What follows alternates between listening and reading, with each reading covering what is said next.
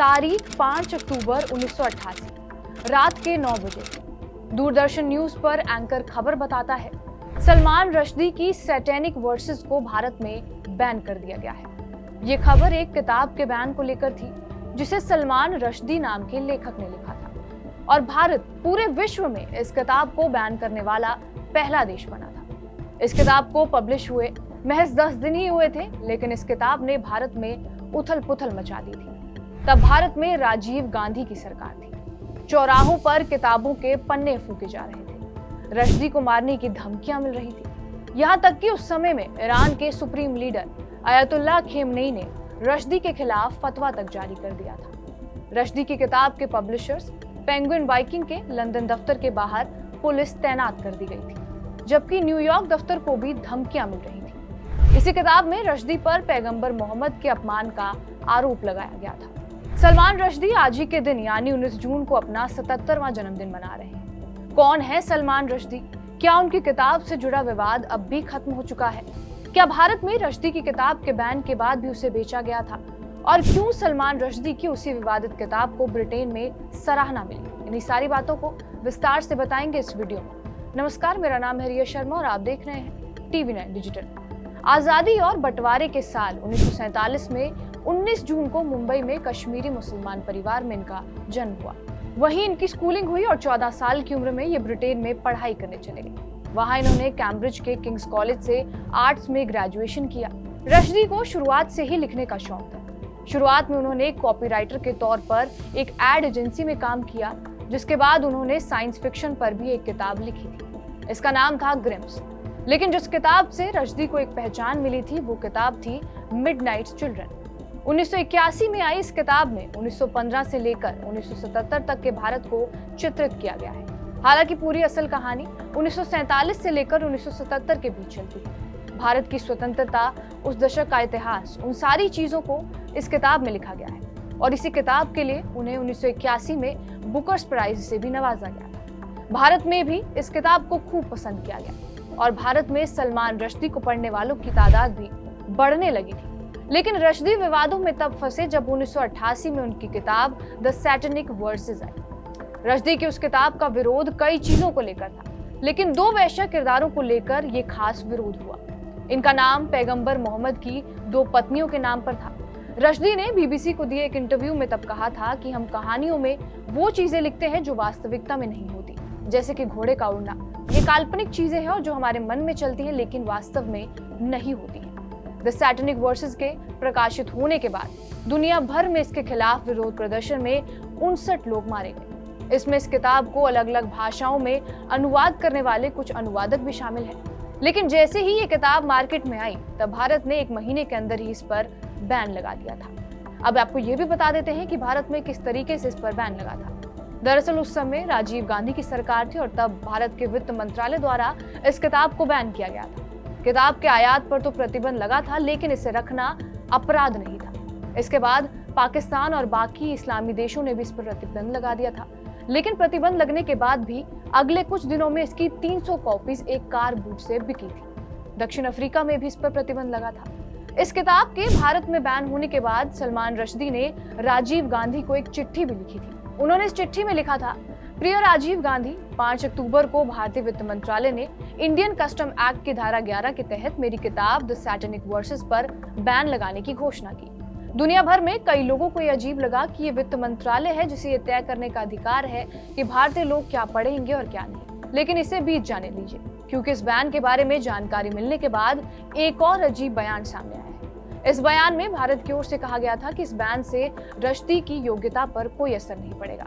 उन्होंने 2 मुस्लिम राजनेताओं को इस किताब के बैन के पीछे का मुख्य कारण बताया था। उन्होंने लिखा था कि संसद के दोनों सदस्यों सैयद शहाबुद्दीन और खुर्शीद आलम खान के 2 या 3 मुस्लिम राजनेताओं के प्रतिनिधित्व के साथ ये पुस्तक पर प्रतिबंध लगा दिया गया था। इन लोगों ने, जिन्हें मैं चरमपंथी यहाँ तक कि कट्टरपंथी भी कहने में संकोच नहीं करता, उन्होंने ये कहते हुए मुझ पर और मेरी किताब पर हमला किया कि वास्तव में उन्हें इसे पढ़ने की कोई जरूरत ही नहीं है। ये बेहद परेशान करने वाली बात है कि सरकार को ऐसी आग के सामने झुकना पड़ा था। लेकिन हालात तब बिगड़े थे जब ईरान ने रश्दी के खिलाफ इस किताब की वजह से फतवा जारी किया था। रश्दी की हत्या करने पर इनाम की घोषणा भी कर दी गई थी। वहीं इस तनाव के दौरान जहां ब्रिटेन में कुछ मुसलमान नेता संयम बरतने की अपील कर रहे थे, तो बाकी खेमनेई का समर्थन कर रहे थे। दुनिया भर में प्रदर्शन और ईरान के हत्या का फतवा जारी करने के बाद रश्दी अपनी पत्नी के साथ छिप गए थे।